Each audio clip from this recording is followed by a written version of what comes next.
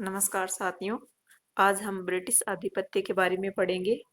भारत पर अंग्रेजों ने सिर्फ कब्जा नहीं किया था, उन्होंने सत्ता, व्यापार और राजनीति में ऐसे जाल बिछाए कि एक-एक करके पूरे देश पर अपना आधिपत्य जमा लिया। लेकिन सवाल है, आखिरकार मुट्ठी भर अंग्रेजों ने इतने विशाल भारत को अपने अधीन कैसे कर लिया? वो कौन सी नीतियां थी या भारतीय शासकों की कौन सी कमजोरियां थी जिसका फायदा उन्होंने उठाया? आज इस क्लास में हम यही पढ़ेंगे ब्रिटिश आधिपत्य के बारे में।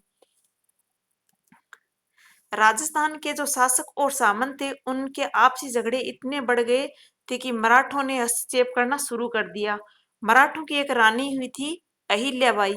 वो चिट्ठी से धमकाकर मेवाड़ का जो निम्बाहेड़ा है, उसका निम्बाहेड़ा प्रगण है, वो छीन लेती है।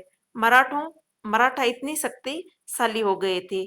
1720 में पेशवा बाजीराव ने मराठा ध्वज को अटक से कटक तक फहराने का लक्ष्य निर्धारित कर लिया था। अटक से कटक तक जो मराठा ध्वज था, उसको फहराने का लक्ष्य बाजीराव ने कर लिया था। राजपुताना के राजाओं ने मराठों पिंडारियों से अपने राज्य की रक्षा हेतु क्या करते हैं? अंग्रेजों के साथ सहायक संधियां करते हैं। राजपुताना यानी राजपुताना के जो राजा थे, वो क्या करते हैं? मराठों और पिंडारियों से अपने राज्य की रक्षा के लिए क्या करते हैं? अंग्रेजों के साथ संधियां करते हैं। वो ही क्या थी? सहायक संधियां थी। ईस्ट इंडिया कंपनी की सहायक संधि, उद्देश्य क्या था? अंग्रेजी सत्ता स्थापित करना। 1803 में गवर्नर जनरल लॉर्ड वेलेस्ली ने सहायक संधि शुरू की थी। तो किसने की थी? लॉर्ड वेलेस्ली ने 1803 में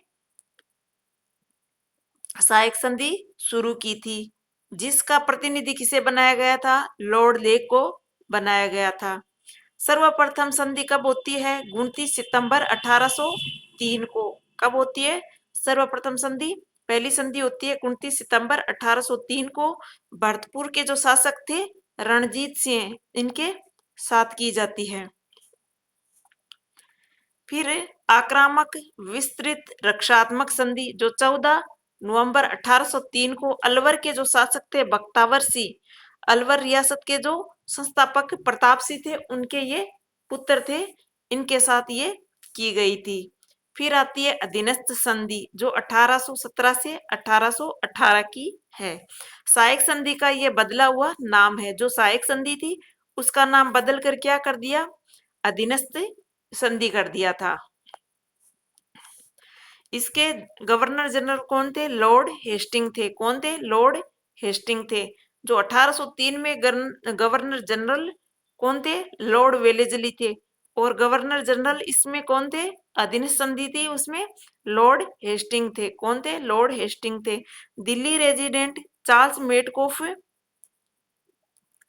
दिल्ली रेजिडेंट चार्ल्स मेटकॉफ के राजपूत राजाओं से संधि करने के लिए भेजते हैं। दिल्ली रेजिडेंट क्या करती है? चार्ल्स मेटकॉफ को राजपूत के जो राजा थे, उनके साथ संधि करने के लिए भेजती है।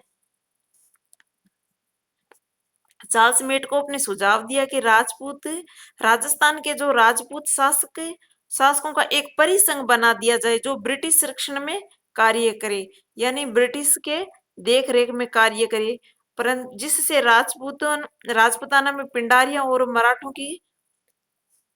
की लूटपाट को रोका जा सके और यहाँ शांति व्यवस्था बनी रहे। एक ऐसा परिसंघ बनाया जाए जिससे ब्रिटिश संरक्षण में कार्य करेगा और राजपुताना में पिंडारियों और मराठियों की जो लूटपाट है, उसे ये रोक सके और शांति व्यवस्था बनाए रख सके। सर्वप्रथम संधि करौली शासक हरबख्श पाल सिंह ने 9 नवंबर 1817 के बाद 17 को की थी। कब की थी? करौली शासक हरबख्श पाल सिंह ने 9 नवंबर 1817 को सर्वप्रथम संधि की थी। इससे इसके बाद टोंक के अमीर खां पिंडारी ने 15 नवंबर 1817 को ईस्ट इंडिया कंपनी से संधि कर ली थी। तो सर्वप्रथम कौन करता है संधि? करौली करता है, उसके बाद टोंक करता है। आक्रामक विस्तृत रक्षात्मक संधि कोटा शासक उमेश यानी 26 दिसंबर 1817 को की। यह संधि कोटा के सेनापति थे जो झाला जालिम सिंह के द्वारा की गई थी। अन्य रियासतें, तत्कालीन शासक और संधि की दिनांक। जो मारवाड़ रियासत है उसके तत्कालीन शासक कौन थे? मानसिंह थे। और ये संधि कब करते हैं? 6 जनवरी 1818 को। मेवाड़ रियासत थी, उसके तत्कालीन शासक थे भीम सिंह, और ये संधि कब करते हैं? 13 जनवरी 1818 को। बूंदी रियासत विष्णु सिंह है, और 10 फरवरी 1818 को करते हैं।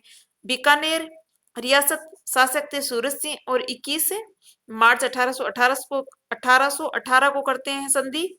और किशनगढ़ के है कल्याण सिंह, 17 अप्रैल 1818 को ये संधि करते हैं। जयपुर रियासत के जगत सिंह द्वितीय हैं, और ये संधि करते हैं 15 अप्रैल 1818 को। फिर आती है जैसलमेर, और शासक कौन थे? मूलराज द्वितीय थे, और ये संधि करते हैं 1 दिसंबर 1819 को। और सिरोही है, उसके शासक है शिव सिंह, और ये संधि करते हैं 11 सितंबर 1823 को। संधि संधि में मारवाड़ के प्रतिनिधि कौन थे? बिशन राम आसोपा थे। संधि के बाद मारवाड़ के शासक कौन है? मानसिंह क्या करते हैं? संन्यास लेते हैं। संधि में मारवाड़ के प्रतिनिधि कौन थे? विशन राम अशोभा थे, प्रतिनिधि थे ये मारवाड़ संधि में। और संधि के बाद क्या करते हैं? जो शासक थे मानसिंह, वो संन्यास ले लेते हैं। मेवाड़ की तरफ से संधि पर हस्ताक्षर कौन करते हैं? अजीत सिंह चुंडावत ने। और बीकानेर की तरफ से काशीनाथ ओझा सिग्नेचर करते हैं। संधि अंग्रेजों से संधि करने वाली अंतिम रियासत कौन थी? सिरोही थी। अंतिम रियासत कौन सी थी? तो सिरोही थी। 25 जून 1818 को ग्वालियर के जो शासक दौलत राव सिंधिया ने संधि करके अजमेर क्षेत्र का अंग्रेजों को क्या करते हैं? सौंप देते हैं। 25 जून 1818 को ग्वालियर के जो शासक थे दौलत राव सिंधिया, वो संधि करके क्या करते हैं? अजमेर को अंग्रेजों को सौंप देते हैं। संधि की अन्य जानकारियां देख लेते हैं। संधि के तहत अहदनामा यानी इकरारनामा या समझौता पत्र तैयार किया गया था, जिसके तहत ब्रिटिश सरकार और रियासतें एक दूसरे के साथ क्या करेगी? मैत्री सद्भाव रखेगी, यानी मित्रता का भाव रखेगी। राजपुतान की रियासतें मराठों को क्या देती थी? खिराज देती थी। वह चौथ और खिराज देती थी। खिराज क्या होता था? कृषि भूमि पर कर लगता था, उसे खिराज बोलते थे। और चौथ क्या था? मराठों द्वारा अन्य शासकों से लिया जाने वाला सुरक्षा कर था, यानी वो उनकी सहायता करते थे, और जो उनकी सुरक्षा करते थे उसके बदले जो कर लिया जाता था वो होता था चौथ, और कृषि भूमि पर होता था वो होता था खिराज, कर देती थी। अब वह कर कौन लेगा? अंग्रेज लेंगे। ये सहायक संधियां हुई, उसके तहत ये कर अब कौन लेगा? अब ये कर लेंगे अंग्रेज। राजस्थान में सबसे पहले मेवाड़ ने क्या दिया था? मराठों को चौथ दिया था, यानी अपनी सुरक्षा के बदले अंग्रेजों को कर दिया था। वो कर कौन सा था? चौथ कर था। और वो रियासत कौन सी थी? मेवाड़ रियासत थी। मराठाओं को खिराज कर नहीं देने वाली रियासतें कौन सी थी? मराठों को कौन नहीं देता था? एक तो जैसलमेर नहीं देता था, और एक बीकानेर नहीं देता था। और अंग्रेजों को कौन नहीं देता था? बीकानेर जैसलमेर, दो तो ये थी, और इनके साथ थे किशनगढ़ और अलवर भी थी। तो मराठों को तो कौन नहीं देते था कर? जैसलमेर और बीकानेर। और अंग्रेजों को जैसलमेर, बीकानेर प्लस किशनगढ़ और अलवर। अब आता है AGG, agent governor general.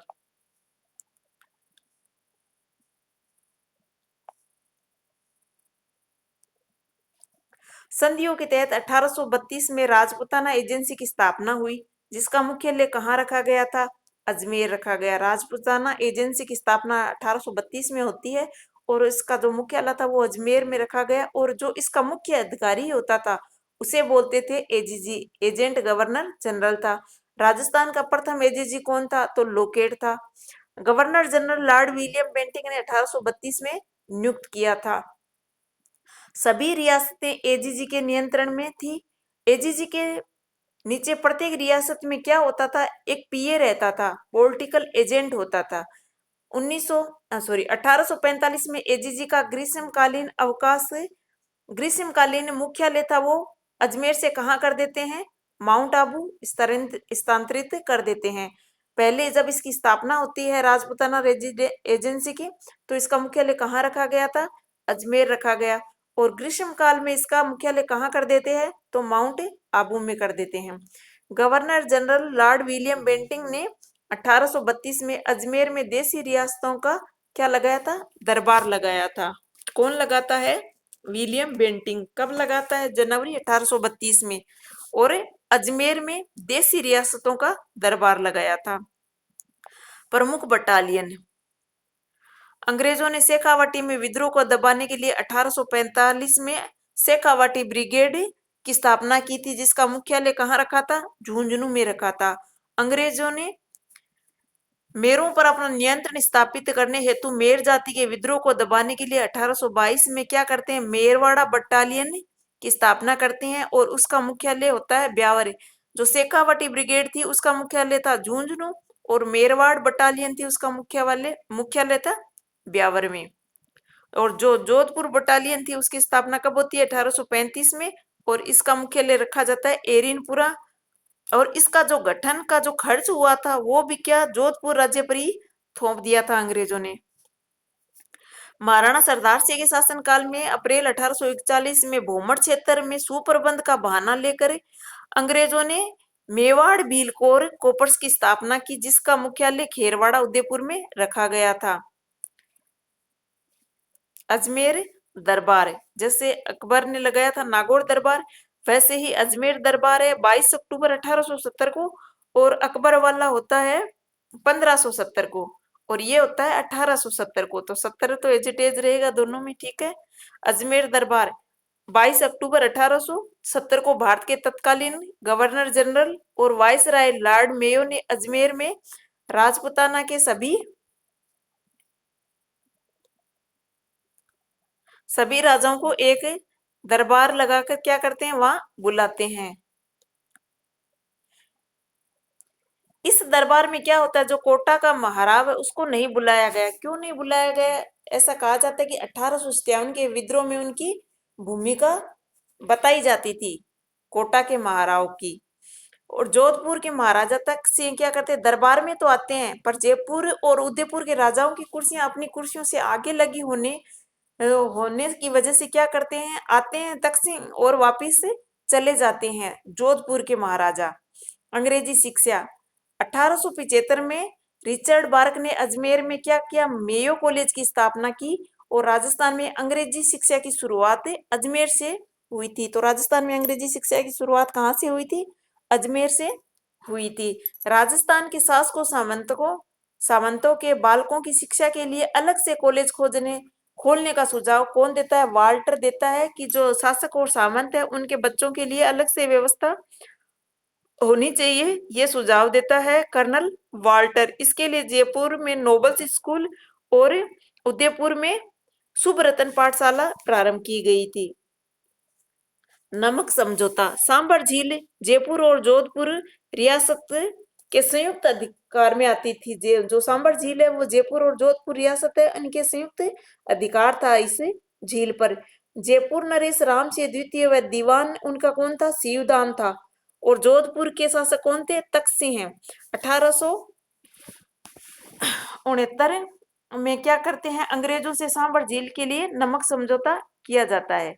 Rajasthan के नमक पर अंग्रेजी एकाधिकार स्थापित करने का सुझाव भरतपुर के जो रेजिडेंट वाल्टर था उसका था कि जो राजस्थान का नमक है उस पर क्या हो जाना चाहिए, अंग्रेजों का एकाधिकार हो जाना चाहिए। अफीम से संबंधित रॉयल कमीशन जिसे शाही आयोग कहते हैं 1893 में भारत आया। अफीम से संबंधित था शाही आयोग, 1893 में भारत आया। इसकी स्थापना का श्रेय किसे जाता है, लॉर्ड एम हर्स्ट को जाता है, एम हर्स्ट को जाता है। इस आयोग में कुल 9 सदस्य थे। इसके अध्यक्ष कौन थे, थॉमस ब्रासी। कौन थे, थॉमस ब्रासी थे।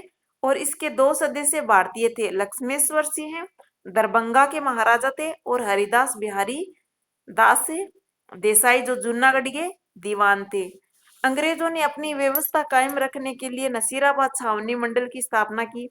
अंग्रेज क्या करते थे कि हमारी जो इन पे जो सत्ता है वो कायम रहे इसके लिए क्या करते हैं, ये नसीराबाद में एक छावनी की स्थापना करते हैं। छावनी मंडल को कैंटोनमेंट बोर्ड भी कहा जाता था। क्या कहा जाता? कैंटोनमेंट कैंटोनमेंट बोर्ड भी कहा जाता था। छावनी में क्या रहता था? छावनी में सेना रहती थी। छावनी में सेना रहती थी। छावनी मंडल भारत सरकार के रक्षा मंत्रालय के नियंत्रण में कार्य करता था। छावनी मंडल था वो भारत सरकार के रक्षा मंत्रालय के नियंत्रण में कार्य करता था। थैंक यू, धन्यवाद।